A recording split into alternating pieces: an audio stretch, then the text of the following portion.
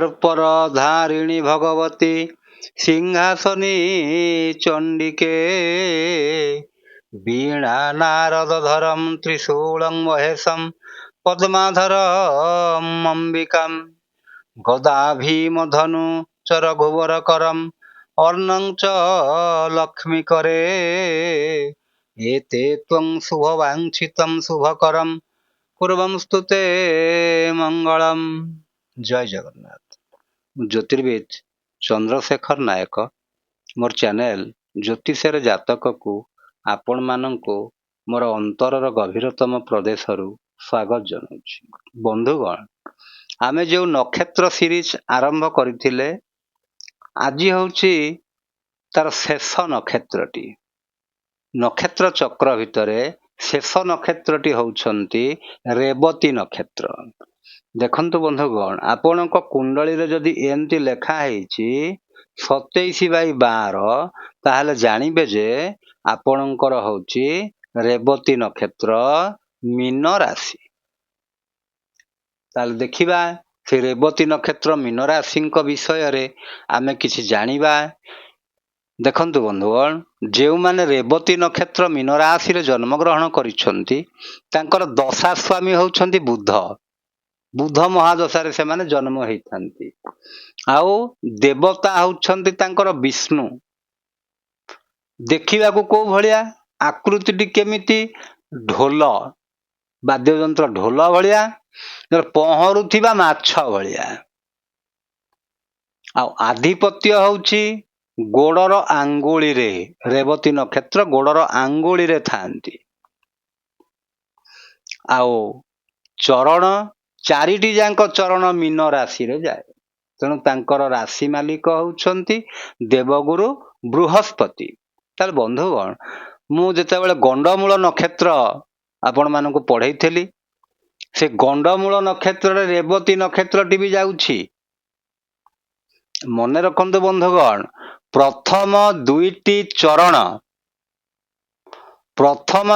चरण गंडमूल नक्षत्र रे जाए नाही। लास्ट को जो 3 नंबर पाद 4 नंबर पाद यही दीटी चरण गंडमूल नक्षत्र रे जाए। मु पढ़ेइथिली आगुरु, आपण माने से वीडियो भी देखि पारिबे। ताहले रेवती नक्षत्र रे जे माने जन्म ग्रहण करिसंती मुख्यतः जदि 3 नंबर कि 4 नंबर पाद रे से माने जन्म ग्रहण करिसंती ताकू आमे कहिबा गंडमूल नक्षत्र। ताल बंधुगण, देखंतु जो माने रेवती नक्षत्र रे जन्म ग्रहण करिसंती तांको पई शुभ संख्याटी होउची 5। 5 नंबर संख्याटी होउची तांकर शुभ। आ अक्षर होउचंदी सी आ डी। आपणकर जदि किछि ना दबार अछि ताले सी अक्षर डी अक्षर रे देई परिबे। आ रंगटी होउची धूसर। दिगटी होउची उत्तर आ ईशान्य। ईशान्यर अर्थ होउची पूर्व दिग आ उत्तर दिगर कोणटी की कुआ जाए ईशान्य कोण। वृक्षटी होउची महुआ गछ। आउ अष्टकूट मिलन रे जोनी होउछंती से माने हाथी जोनी। गण होउछंती देवगण। नाड़ी होउछंती पृष्ठ नाड़ी। ताले बंधुगण, देखंतु जो माने रेवती नक्षत्र मीन राशि रे जन्म ग्रहण करिथांती ये गोटे धार्मिक स्वभावर राशिटीए। बहुत धर्म कर्म रे तांकर मनटी बहुत निवेश करिथांती। आउ सरल विश्वासी हेइथांती, किंतु जिद्दी खर भी हेइथांती। किंतु पॉजिटिव जिद्दी तांकर थाए। से जेउ कार्यटी करंती न सरिला पर्यंत तांकर मनटी शांति हुए नाही। से लागी थांती सेतरे। आ मुख्यतः बड़ बड़ काम रे भी लागंती। जेमती समाज संस्कार पाई, निजर कुटुंबर संस्कार पाई कि कोडी भूल भाल कला से ताको संगे संगे इंडिकेट करि देबे जे नाही बाबू तू एटा भूल कलु बोली। से समस्त को सुधारिबा को चाहंती। आओ निजर हक से निजे पाइबा पाए व्याकुलित हुअंती। किंतु ता माने नुह जे से माने आईन विरुद्ध काम करि देबे नाही। से बाटकू जीवेनी, अधर्म बाटकू जीवे नाही। से धर्म बाटरे आईन कानून बाटरे तांकर सब जिनस से हासिल करंती। आ जे पर्यंत से हासिल न करिसंती से पर्यंत मध्य ସିଏ କେବେ ହେଲେ ଥୟ ଧରିକି ବସି ପାରନ୍ତି ନାହିଁ। ତାହେଲେ ବନ୍ଧୁଗଣ ଦେଖନ୍ତୁ, ଏମାନେ ସାଧାରଣତଃ ଗଭର୍ଣ୍ଣମେଣ୍ଟ ସର୍ଭେଣ୍ଟ ବି ବହୁତ ଅଛନ୍ତି। ରେବତୀ ନକ୍ଷତ୍ର ମୀନ ରାଶି ଗଭର୍ଣ୍ଣମେଣ୍ଟ ସର୍ଭେଣ୍ଟ ହେଇଥାନ୍ତି। ଆଉ ଯେଉଁ ଡିପାର୍ଟମେଣ୍ଟରେ ସେମାନେ କାମ କରନ୍ତି ମନ ଧ୍ୟାନ ଦେଇକରି କାମ କରନ୍ତି। ଗୋଟେ ଠକ କର୍ମଚାରୀ ବୋଲି ତାଙ୍କ ନାଁରେ କେହି କହିପାରନ୍ତି ନାହିଁ। ଆଉ କଣ କରନ୍ତି ସେମାନେ? ମୁଖ୍ୟତଃ କର୍ମକାଣ୍ଡ କରନ୍ତି, ମନ୍ଦିର ପୂଜକ ବି ହେଇଥାନ୍ତି, ବାସ୍ତୁଶାସ୍ତ୍ରବିଦି ହେଇଥାନ୍ତି, ଆଷ୍ଟ୍ରୋଲୋଜର ହେଇଥାନ୍ତି, ରତ୍ନଶାସ୍ତ୍ରୀ ହେଇଥାନ୍ତି।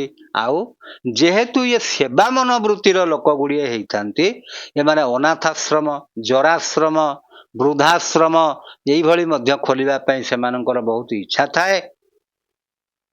ଆଉ ଇଏ ସାଇକୋଲୋଜିଷ୍ଟ ବି ହେଇଥାଏ, ମନସ୍ତତ୍ତ୍ୱବିତ୍।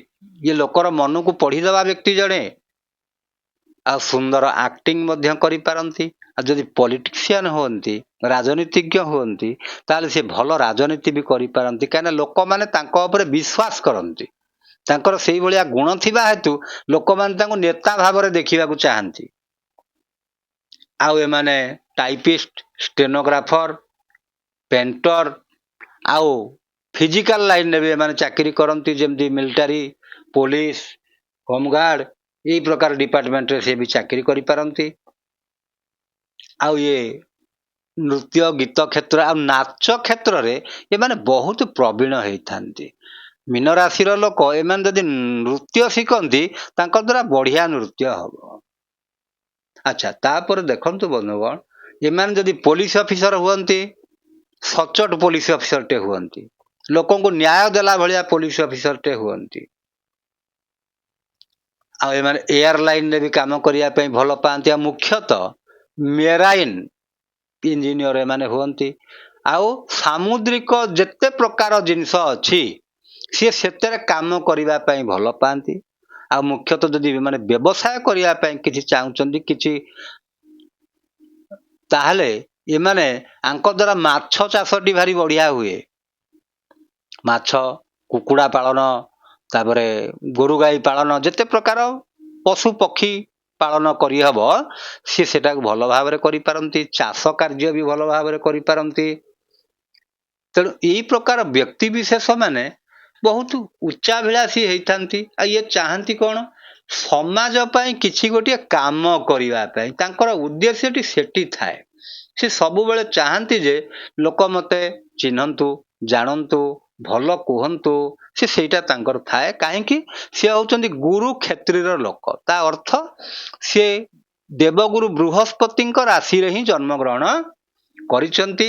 ସେ ଦେବଗଣ ହେଇଥିବା ହେତୁ ତାଙ୍କ ଦେହରେ ବହୁତ ପ୍ରକାର ସେ ଗୁଣର ଅଧିକାରୀ ହେଇଥାନ୍ତି। ଏମାନେ ଗୌରବର୍ଣ୍ଣ ବା ଶ୍ୟାମଳ ବର୍ଣ୍ଣର ଲୋକ ହେଇଥାନ୍ତି, ଧୀରମତି ହେଇଥାନ୍ତି। ଆଉ ସେମାନେ ଧୀରେ ଧୀରେ ଚାଲନ୍ତି ମଧ୍ୟ, ଆରମ୍ଭବନ୍ତ ହେଇଥାନ୍ତି, ଦୟାଶୀଳ ହେଇଥାନ୍ତି।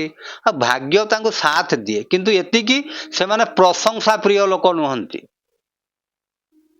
କେତେ ଲୋକ ଅଛନ୍ତି ମତେ କାହିଁ ଲୋକ ପ୍ରଶଂସା କଲେ ନାହିଁ, ମନ ଦୁଃଖ କରନ୍ତି।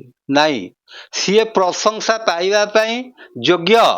ତାଙ୍କୁ କିଏ ପ୍ରଶଂସା କଲେ ବି ତାଙ୍କର ସେଥିରେ କିଛି ମନ ଖୁସି ନାହିଁ, କି କିଏ ନିନ୍ଦା କଲେ ବି ମନ ଦୁଃଖ ନାହିଁ। ଯେ ସେଇଭଳି ଲୋକ ଜଣେ ମୀନ ରାଶିର ଲୋକ, ରେବତୀ ମୀନ ଲୋକ ହେଇଥାନ୍ତି। ଆଉ ଏମାନେ ମୁଖ୍ୟତଃ ଚକ୍ଷୁ ରୋଗୀ, ପାଦ ରୋଗୀ ଏମିତି ହେଇଥାନ୍ତି। ଆଉ ଇଏ ବିଭିନ୍ନ ପ୍ରକାର ଭକ୍ତି, ଆଉ ତ ଦୃଢ ଭକ୍ତିର ଅଧିକାରୀ ସିଏ ହେଇଥାନ୍ତି। ଯୋଉ କାମରେ ଲାଗିଥାନ୍ତି ଜୋକ ଭଳିଆ ଲାଗିଥାନ୍ତି। ସେ କାମ ସହଜରେ ସେ ଛାଡନ୍ତି ନାହିଁ। ଆଉ ପଶୁ ପକ୍ଷୀରେ ଭାରି ଶ୍ରଦ୍ଧା କରନ୍ତି। ଏମାନଙ୍କର ବହୁତ ମିତ୍ର ଥାନ୍ତି, ବହୁ ମିତ୍ର ଏମାନଙ୍କର ଥାନ୍ତି। ଆଉ ଏମାନେ କଣ ହେଇଥାନ୍ତି? ମୁଖ୍ୟତଃ ନୃତ୍ୟକାରୀ ହେଇଥାନ୍ତି। ପିତୃମାତୃରେ ତାଙ୍କର ଭକ୍ତି ଥାଏ। ଦେବା ଦେବୀ, ବ୍ରାହ୍ମଣ, ଗୁରୁ ଆଙ୍କ ପାଖରେ ତାଙ୍କର ପୁରା ବହୁତ ଭକ୍ତି ଥାଏ। ଇଏ ସମଭାବାପନ୍ନ ହେଇଥାନ୍ତି। ତା ମାନେ ଇଏ ଅନ୍ୟାୟ କରିବାକୁ ଭଲ ପାଆନ୍ତି ନାହିଁ। ତାଙ୍କ ପାଖରେ ପାର୍ସିଆଲିଟି ନଥାଏ। ଦୟାବନ୍ତ ହେଇଥାନ୍ତି। ଆଉ ଖାଇବା ପ୍ରିୟ ଲୋକ ବି ହେଇଥାନ୍ତି, ଭାରି ମିଷ୍ଟାନ ପ୍ରିୟ। ଇଏ ଭେଜ ଖାଇବାକୁ ଭାରି ଭଲ ପାଆନ୍ତି। ଆଉ ଘରେ ଯଦି କିଛି ଝଗଡ଼ାଝାଟି ହେଲା, ଭଲ ମନ୍ଦ ହେଲା, ତାଙ୍କୁ ପସନ୍ଦ ଲାଗେ ନାହିଁ। ସେ କଣ କରନ୍ତି? ତାର ସମାଧାନ କରିବା ପାଇଁ ସେ ସବୁବେଳେ ଚେଷ୍ଟା କରନ୍ତି। ତେଣୁ ବନ୍ଧୁଗଣ, ଆପଣମାନଙ୍କୁ ମୁଁ ଅଶ୍ୱିନୀ ନକ୍ଷତ୍ର ଠାରୁ ଆରମ୍ଭ କରି ମାନେ 1 ନମ୍ବର ନକ୍ଷତ୍ରରୁ ଆରମ୍ଭ କରି ଆଜି 27 ନମ୍ବର ନକ୍ଷତ୍ର ଦେଖନ୍ତୁ ରେବତୀ ନକ୍ଷତ୍ର। ଆମର ସିରିଜଟି ସରିଗଲା। ତାପରେ ଆମେ ଫେର ଅନ୍ୟ ପାଠକୁ ଯିବା। କାହିଁକିନା ବହୁତ ଲୋକ ମୋତେ ଅନୁରୋଧ କରିଥିଲେ ଯେ ସାର୍ ଗୋଟେ ନକ୍ଷତ୍ର ସିରିଜ କରନ୍ତୁ, ନକ୍ଷତ୍ର ବିଷୟରେ ଟିକେ ଜାନକାରୀ ଦିଅନ୍ତୁ। ମୁଁ ଭାବୁଛି ମୁଁ ଯେତିକି ଆପଣମାନଙ୍କୁ ଜାନକାରୀ ଦେଇଛି, ଆପଣମାନଙ୍କ କାର୍ଯ୍ୟରେ ଯଦି କିଛି ଆସିପାରେ ତାହେଲେ ମୁଁ ନିଶ୍ଚିତ ଭାବରେ ଖୁସି ହେବି। ହଉ, ଏତିକିରେ ରହିଲି ବନ୍ଧୁଗଣ। ଭଲ ଲାଗିଥିଲେ ଲାଇକ୍ କରିବେ, ସେୟାର କରିବେ, ସବସ୍କ୍ରାଇବ କରିବେ। ରହିଲି। ଜୟ ଜଗନ୍ନାଥ।